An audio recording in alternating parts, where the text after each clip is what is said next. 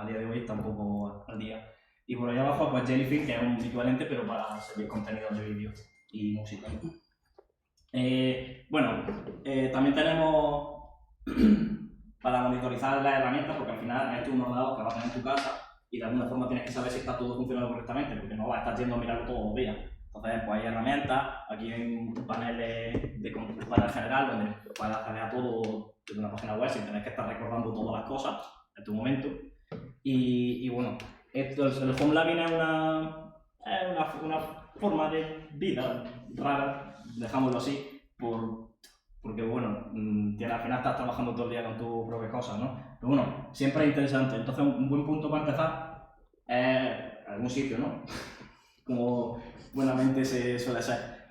Y bueno, muchas veces ves un montón de cosas, ves todas estas capturas, incluso lo ves funcionando y dices, pero bueno, ¿esto cómo lo hago, no? Entonces, un buen punto de partida suele ser la Raspberry Pi, que todos saben lo que es una Raspberry, si no aquí hay una para ir rodándola. Y que es un ordenador de miniatura, o sea, un ordenador del tamaño de una tarjeta de crédito. Entonces, aquí es un punto que empezar, especialmente por lo famoso que se ha hecho Pi-hole, el bloqueador de anuncios a nivel de red. Suele ser una de esas cosas que normalmente la gente dice, oh, esto es muy interesante y las Raspberry son baratas, voy a montarlo en mi casa y te quita problemas con los anuncios intrusivos en las aplicaciones del móvil, que eso es, el navegador funciona, pero en el móvil no. Entonces, bueno, he dejado por ahí un poco del logo de DearPi, que es un sistema para Raspi que te automatiza muchas cosas, tipo, te hace un programita que tú le das con las flechitas, vas moviendo, dice, quiero instalar esto, eliges todo lo que quieres instalar y lo gestiona solo automáticamente. Entonces, es bastante cómodo. Claro, en la Raspberry puedes instalar Docker con Portainer. Esto es una captura de Portainer, sabréis lo que es, pero básicamente es un gestor visual para los Docker, que a lo mejor se puede hacer un poco más complejo para la gente más novata. Y dentro del propio Portainer hay luego al final, si no lo puedo enseñar en el ordenador, depende de cómo vaya el internet por aquí ahora. Básicamente puedes utilizarlo para automatizar todos los despliegues de todas las aplicaciones que voy a mencionar aquí o de utilidades, y simplemente busca el nombre y ya te gestiona todo lo que tengas que ponerle. En algún momento, si empezáis a desplegar cosas, os daréis cuenta de que la Raspberry al final es chico, es poco potente, se usa un cargador de un móvil, eventualmente se va a quedar con poco procesamiento, especialmente si a lo mejor estáis intentando alojar una plataforma de vídeo y la transcodificación es un proceso que requiere muchos recursos y a lo mejor la Raspberry se queda corta y se queda, y eso no es una afirmación. Entonces, en algún punto dirás, bueno, voy a ver qué opciones tengo para actualizarme, ¿no? Entonces hay un puñado de opciones que son un poco interesantes, incluso algunas gratis, ojo. La primera de ellos pues son PCs antiguos, el típico portátil que tienes tirado en una esquina pillando polvo porque no sabes qué hacer con él y tampoco quieres venderlo porque no lo vas a comprar, o los típicos PCs de oficina de segunda mano antiguos que muchas empresas como cada 4 o 5 años deciden cambiar todo su equipo de sobremesa por unos nuevos, los que quitan normalmente lo suelen poner guazados o vender a un precio muy asequible. Por ejemplo, estos ProDes de HP son muy famosos entre la comunidad de HomeLabs porque son muy espaciosos, muy silenciosos, eficientes y bueno, tienen todas las necesidades que puedas tener para a lo largo de expandir. Otra opción, un poquito más costosa y no tan normal, es si a lo mejor encuentras una buena oferta o te interesa probar o quieres trastear con los cacharros, puedes mirar de segunda mano, venden servidores. Esto es una captura que hice esta semana pasada, entré en eBay y puse server, y lo primero que sale es un servidor por 350 euros, un servidor de los que se usan en las empresas. Esto es porque las empresas también, al final, como cualquier ordenador de sobremesa, lo que pasa es que a lo mejor a los 10 años suelen cambiar lo que es todo su equipamiento, toda su infraestructura, y estos servidores, como ya han sido amortizados, realmente lo que quieren es quitárselo de encima y lo que les den se lo dan. Entonces lo suelen dejar bastante tirados de precio. Estas máquinas suelen ser tecnología muy antigua, suelen ser menos eficientes, más consumo eléctrico, pero claro, tú vas a tener uno de estos y posiblemente no necesites comprar uno nunca más, a menos que se estropee o lo que sea. Yo, por ejemplo, gasto uno de estos, ¿no? Aquí tengo una foto, ese es el mío, aquello es una foto del suyo, que me la proporcionó de una forma muy muy agradecido estoy. Básicamente la diferencia, quería explicar que este es un servidor de torre y como se puede ver, eso está más pensado para estar en una casa, obviamente, porque es un ordenador más compacto, más de torre, más silencioso. Y esto es un servidor que está aquí debajo, pasa que no se ve mucho, porque bueno, tiene muchas cosas encima y me lo voy a quitar todo, que estáis asombrando ahora mismo. Y como se puede ver, esto oculta mucho más y por este factor de forma que tiene, que es muy chico, muy finito, hace muchísimo ruido. Estos ventiladores se pueden escuchar desde la casa del vecino. Entonces hay que hacerle, a lo mejor algún servidor, no todo, pero hay que hacerle algún tipo de ajuste o triquiñuela, buscar sobre todo en internet para que se pueda obtener un piso.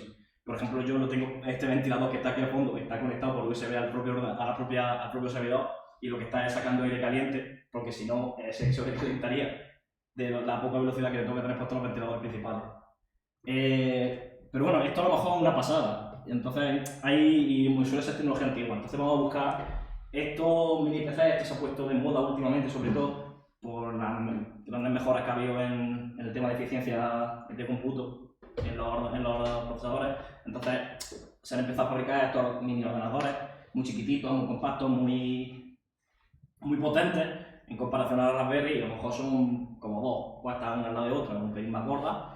Y la verdad es que esto puede sustituir un servidor, sobre todo si solo vas a usar tú o sois poco en casa. Uno de estos puede suplir perfectamente a 5 o 6 personas de forma concurrente. Y bueno, en muchos de estos, por ejemplo, este por ejemplo está pensado para usarse como un cortafuegos, por eso tiene tantas interfaces de red. Que bueno, también se pueden crear cortafuegos self-host con tu software de código libre. Entonces siempre, por lo mejor por trastear. Este buen hombre tiene también uno de estos. Gracias por darme fotos de cacharros que no tengo. Y bueno, él lo tiene así conectado, creo que como Proxmox puede ser. Como DNS. Como DNS, y lo tiene ahí, un cacharro chiquitito. Eso es muy eficiente energéticamente, tampoco gasta demasiado. Y bueno, es una buena opción también a tener en cuenta, ¿no? La última, que es la gratis, es, bueno, mira, se ve bien, yo pensaba que no se iba a ver con los logos estos azules.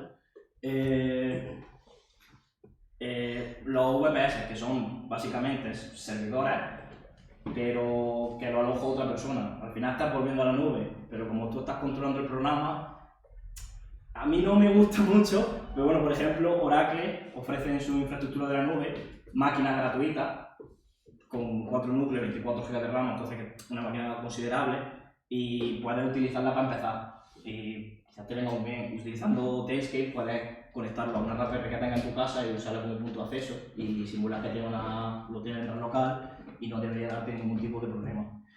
Tailscape, por lo que no lo sepáis, es una VPN que funciona sin abrir puertos y sin complicaciones. Simplemente le das a instalar un programa y a través de un servidor externo que tienes de montón, una infraestructura bastante compleja, tienes tú una VPN propia cada uno y con tu dispositivo. Y tú puedes conectar tu móvil, puedes conectar tu portátil y puedes incluso desde un ordenador decir que compartas toda la red de tu casa, por ejemplo una Raspberry, y tener una infraestructura en la nube. Y ahí es donde puedes desplegar tus cosas que requieran más potencia. Bueno, pero he hablado un montón de lo que viene a ser los cacharros, dónde ponerlo, pero ¿qué hay que ponerle, no? Porque al final tienes que estar en un sistema operativo, en un ordenador. Algo tiene que estar ahí funcionando, ¿no? Entonces, quitando los Linux más famosos, tipo Rocky, tipo Alma o Ubuntu Server, o Windows, porque hay gente que usa Windows Server, no me preguntéis. Hay las opciones que son más famosas dentro del mundillo, quizás un poquito más elevadas de calidad, son TrueNAS, que es lo que yo uso, que tienes tu gestor de almacenamiento. Esto es principalmente para almacenar, pero te puedes desplegar también. Aquí tiene una pestaña para aplicaciones, que internamente tiene un nodo que se comporta como un nodo de Kubernetes para desplegar tus aplicaciones. Y también te puedes generar máquinas virtuales, porque lo principal de TrueNAS es el tema de compartir ficheros, el tema de crear discos, utilizar ZFS, que ya hablaré un poco luego de qué es ZFS a la hora de hablar de discos duros. Otra opción es Proxmox, que es un hipervisor, y este es equivalente a VMware.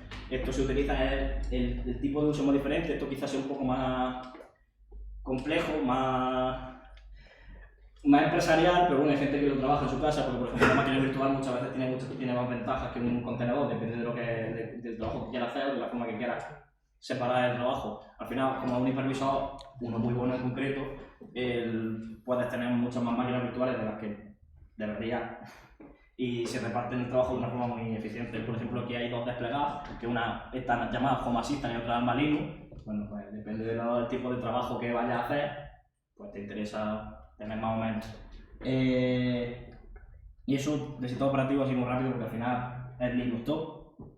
Entonces vamos a hablar un poco de cómo almacenar, primero un montón de almacenar datos y hay diferentes técnicas de almacenamiento. De hecho, viniendo, me he acordado de una que mencionarla que es muy sencilla, que es MergeRFS. No sé si alguno lo conoce, pero básicamente es dos discos duros con sus dos particiones distintas. A través de MergeRFS, el índice de los discos se combina en uno y te aparecen como un solo disco, pero los datos se almacenan realmente en uno o en otro y simplemente te facilita el de partir los datos. ¿Qué pasa? Que no tiene ningún tipo de redundancia, no tiene ningún tipo de mejora de acceso, de mejora de velocidad, porque normalmente cuando tú tienes un servidor no va, al menos por ejemplo la Raspberry que tiene aquí solo tiene un disco duro, entonces no te interesa montar ningún tipo de redundancia o array de multidisco. Mira, se ve y todo, es que no. RAID es la forma más clásica de hacerlo. Sabréis lo que es RAID, coger dos discos duros y juntarlos como uno solo. Al ordenador le parece como un solo disco, pero los datos realmente se parten por medio y una mitad para cada disco. Y luego RAID 1, que es copiarlo, escribirlo con los mismos discos, escribir el mismo dato en ambos discos, entonces de forma que si uno de los dos discos desaparece, muere o lo desconecta, no has perdido nada. Luego está, y luego el resto de RAID, allí he puesto solo RAID 5, que utiliza mínimo 3 discos, y lo que hace es dividir en el número de discos que haya los datos, menos 1, que se lo utiliza para calcular los datos de paridad. Básicamente lo que hace una operación matemática. Divide en 3 trozos, ahí son 4, ¿no? Pues A más B más C es igual a X. A lo guarda en un disco, B lo guarda en otro, C en otro, y el resultado de X en el que queda. Y al final, si en algún momento alguno de los discos desaparece, puedes volver a incorporar uno y se reconstruyen los datos enteros. ¿Qué te pasa? Que aquí tienes la ventaja de que en el RAID 0 tienes la ventaja de que todo es muy rápido, tanto la escritura como la lectura. En RAID 1 la escritura es más lenta y en RAID 5 tienes todas las ventajas de ambos, pero pierdes almacenamiento porque al final solo tienes usable dos de los 3 discos. Aparte de que todos tienen que ser del mismo tamaño. Eso para empezar. Antes he hablado de ZFS, voy a hablar un poco por encima, porque ZFS da para dar una charla solo, ¿vale? Esto es un sistema de ficheros muy complicado, que básicamente estos son nuestros discos, que esto cada uno, en vez de generar un volumen a través de estos dos discos, que es lo que hace RAID, y encima montar un sistema de ficheros, ZFS tienes 3 dispositivos, que serían nuestros 3 discos, los combina en un RAID por software y lo que genera un dispositivo virtual, igual que aquí. La diferencia es que en lugar de añadir un volumen de almacenamiento, lo añade a un Z-Pool, que es una piscina con todos los volúmenes combinados. Internamente ya gestiona cómo escribe los datos y a través en esta pool tú puedes añadir todos los discos que quieras, todas las pools que quieras, con la arquitectura que quieras, porque los discos, luego los RAID, si tienes 3 RAID 5 puedes volver a combinar esos 3 RAID 5 con otro RAID 5 para tener una redundancia más grande. Entonces todo esto se gestiona de aquí para abajo y realmente la pool, tú cuando vas a crear un disco, tú creas un sistema de ficheros sobre esa pool del tamaño que tú quieras y eso se considera un sistema separado. Esto es muy complicado, no voy a mencionarlo más, porque si no se nos va el lío. ¿Qué tecnologías se utilizan para compartir ficheros? Todo esto hace falta para luego explicar un poco cómo funciona, cómo montarlo todo. Que es que el self-hosting necesito saber cómo funciona, porque al final tú normalmente, por ejemplo, en TrueNAS tú vas a tener, tus aplicaciones normalmente no vas a montarlo, pero si tú quieres acceder a tus datos, de alguna forma tienes que acceder de los... Si quieres meter datos para guardar tus datos propios, tienes que hacerlo de alguna forma. Estas son 3 formas. Esta la he puesto, pero no la voy a mencionar porque esto es más para servidores. Gracias. Y básicamente está el sistema de Linux y el sistema de Windows. Sí, rápido por terminar. Sí, sé que esto es básico para muchos de vosotros, pero hay gente que no sabe ni qué diferencia hay entre estos dos. Porque, por ejemplo, la gente dice, NFS va mejor. NFS va mejor solo si lo que está haciendo es soportar un multinúcleo, o si está escribiendo ficheros muy grandes, o hacer muchos ficheros. Pero Samba, por ejemplo, para escribir cosas gordas, va mejor. Entonces, ahí la gestión de permisos distintos. Eso es muy importante, porque, por ejemplo, el NFS utiliza los permisos de Linux tal cual, básicamente. Y Samba tiene una capa por encima que permite gestionar los permisos como en Windows, más complejo, pero da mucha más flexibilidad y además que puedes decirle, aparte puedes tener permisos distintos a nivel de disco físico y a nivel de partición en red. Bueno, y ahora vamos a hablar de lo que hemos venido a hablar, de qué herramientas puedes desplegar, qué puedes hacer con todo esto. Cuando ya tienes montado el servidor, el cacharro, vale, ¿qué le ponemos? Vale, podemos empezar por, esto es un stand muy básico de vídeo que incorpora 5 herramientas, que es un torrent, Sonar, Radar y Jacker. Estas 3 herramientas se comportan como una, simplemente para gestionarte el contenido que ya tienes descargado y mantenerlo combinado. Y Jellyfin realmente lo que es un reproductor. Tú Jellyfin entra y tú te inicias sesión con tu cuenta y funciona igual que un Netflix. Tienes tus secciones de vídeo o películas y simplemente que le das a reproducir y funciona. Jellyfin, por ejemplo, utiliza transcoding, que antes lo he mencionado, transcodificación, que antes lo he mencionado, que es una de las cosas que, por ejemplo, la Raspberry con el vídeo se quedaría corta. Depende del cliente, depende de cómo esté configurado, pero se suele quedar un poquito más atrasado. Otro uso más común es montar una base de datos en MariaDB mismo y un Nextcloud, que es como yo lo recomiendo, y Nextcloud te permite utilizar Google Cloud, que incluso hay extensiones para utilizar la Office compartida, como se usa en Google, que es igual. Tú llegas con el que editar ficheros y si alguien entra puede llegar a seguir editando tus ficheros con tu compatibilidad con Word y todas las cosas, y esto suele ser muy útil, por ejemplo, subir ficheros del móvil o si estás trabajando y dices voy a llevar esto a casa, todos estos datos se están quedando en tu ordenador. Que suele ser importante porque, por ejemplo, Google Drive, no sé si lo sabéis, no sé si alguien lo sabe, pero si tú borras un fichero en Google Drive y 5 años después pides que te lo restauren, lo hacen. ¿Dónde estaba entre medias? Entonces es algo que le suele interesar a la gente.